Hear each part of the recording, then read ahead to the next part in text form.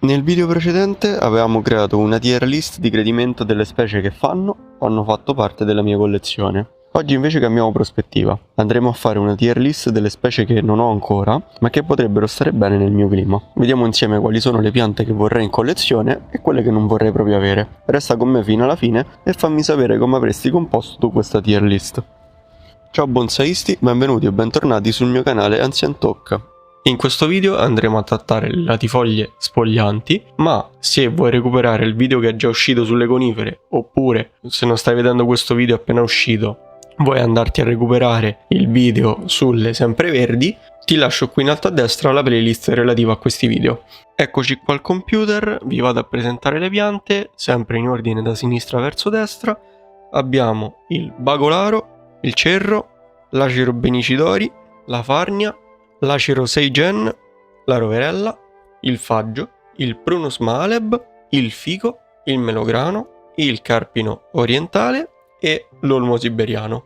Partiamo quindi con il bagolaro, che è una specie che ho visto molte volte in natura, qui nella mia zona. Effettivamente noto che sono piante veramente belle, però per qualche motivo non mi erano mai piaciute. Poi ho visto i bonsai che ci fanno, non è comunissimo, però riesce a farci delle piante veramente belle, perché comunque la corteccia è liscia e grigiastra, le foglie sono un po' ovali e con margini dentati, più o meno una via di mezzo tra quella di un carpino e quella di un olmo, per farvi capire. L'adattabilità climatica è veramente ottima e comunque ci riesce a fare delle piante abbastanza eleganti. La posso mettere in B. Poi abbiamo il cerro, che ha una corteccia scura e solcata, foglie lobate, molto dentate, molto più dentate rispetto a una farnia e una rovere per esempio, o una roverella, ma lo vedremo più avanti. L'adattabilità climatica è veramente ottima, fa chiome veramente espanse e comunque ne escono piante molto imponenti. È una varietà di quercia che a me piace molto, probabilmente dopo la sughera e il leccio è la mia preferita, perché ho avuto esperienza con dei cerri fatti da seme, anche raccolti, probabilmente la metterei in A.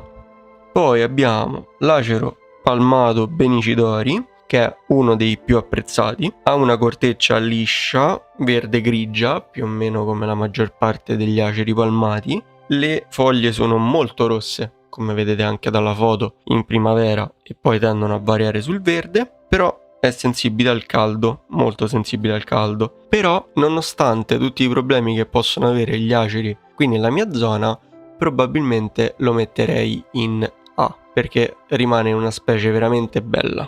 Poi passiamo alla farnia. La corteccia è grigia, fessurata, le foglie sono lobate molto grandi. L'adattabilità è buona, però non si adatta bene magari quanto un cerro per esempio, e tende a fare tronchi molto dritti, comunque ha una crescita molto vigorosa. Però per esperienza personale vi posso dire tranquillamente sono molto soggette a funghi, come per esempio l'oidio, e molto anche agli afidi, quindi per questo motivo tenderei a metterla in C. Ora passiamo all'acero seigen, dove la corteccia è sempre liscia e grigia. Le foglie sono sempre di colore rosso, molto bello, e poi tendono sempre a virare sul verde, però anche questa è molto sensibile alla luce del sole, soprattutto in estate. Ha un portamento elegante e un colore molto intenso, ovviamente, essendo anch'essa uno degli aceri palmati, diciamo, più apprezzati nel mondo del bonsai. E questa la metto in A insieme all'altro acero. Poi passiamo alla roverella, che ha una corteccia grigia marrone, non troppo solcata, comunque fa tronchi molto belli. Le foglie sono ovali lobate, come quella per esempio della farnia, più o meno. Si adatta bene qui in questa zona, però la roverella, quasi peggio della farnia, qui da me si prende parecchi funghi sulle foglie ed è attaccata moltissimo dagli afidi, quindi comunque la metto in C. Ora passiamo al faggio, che ha una corteccia grigia liscia, foglie ovali, più o meno come quelle del carpino, è una specie di montagna, quindi qui nelle mie zone è molto delicata, nonostante ci facciano dei bonsai veramente belli.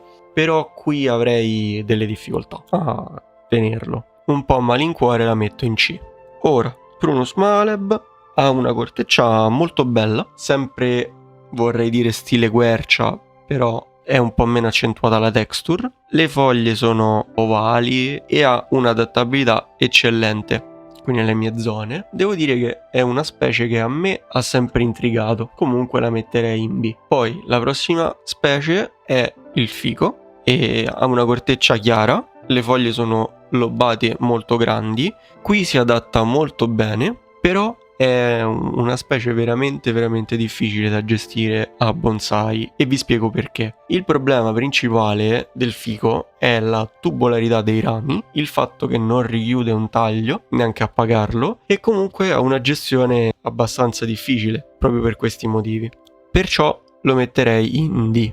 Ora abbiamo il melograno che ha una corteccia anche lui liscia e grigia, sono quasi tutte piante con corteccia liscia e grigia, le foglie sono molto piccole, ha un'adattabilità veramente molto buona al mio clima, fa dei rami molto fini e ti permette di fare piante molto belle, tra l'altro ha un legno secco veramente duro e in più fiorisce, fa il classico fiore da melograno molto carino, ma poi fa anche i melograni. Ovviamente stiamo trattando magari il melograno nostrano, diciamo italiano o comunque europeo, ma ci sarebbe anche il melograno asiatico, diciamo ornamentale, che è quello che fa i melograni molto piccoli. Anche quella è una specie secondo me abbastanza degna di nota. Comunque io lo metterei in B.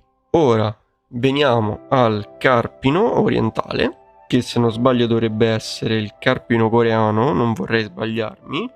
La corteccia è liscia e grigia, le foglie sono ovali e seghettate, più o meno come il carpino nostrano, però in teoria dovrebbe fare una foglia un po' più piccola rispetto al carpino nostrano. L'adattabilità è abbastanza buona e fa una ramificazione abbastanza fine. Questa è l'unica che probabilmente vorrei, forse insieme al cerro, quindi potrei anche operare una piccola modifica e mettere in S sia il carpino orientale o coreano, non lo so, e ci andrei a mettere anche il cerro, in modo tale da andare anche un po' a ribilanciare la cosa, perché comunque il cerro è una specie che mi piace molto di più rispetto alle specie precedentemente elencate.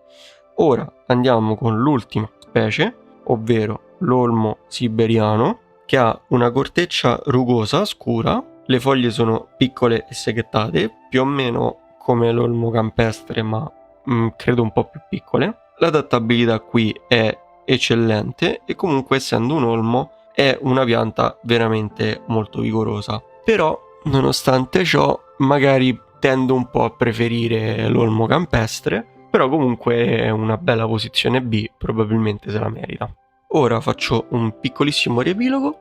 In S abbiamo il carpino coreano e il cerro, in A abbiamo i due aceri che sono il Benicidori e il Seigen, che stanno in A nonostante siano specie veramente bellissime, più che altro per un problema di gestione con il caldo e con il sole. Infatti, come sapete, sto cercando un po' di limitare i miei aceri e quindi sto cercando di levarmene parecchi. Poi abbiamo Bagolaro, che comunque dovrebbe essere sempre della famiglia delle olmacee, quindi spinge parecchio. Poi Prunus Maleb, melograno e olmo siberiano in B. In C abbiamo farnia, roverella e faggio. E in D abbiamo il figo. Io vi ringrazio tantissimo per la visione, spero che questo video vi sia piaciuto. Vi ricordo di andare a vedere gli altri video di questo tipo che trovate nella playlist in alto a destra.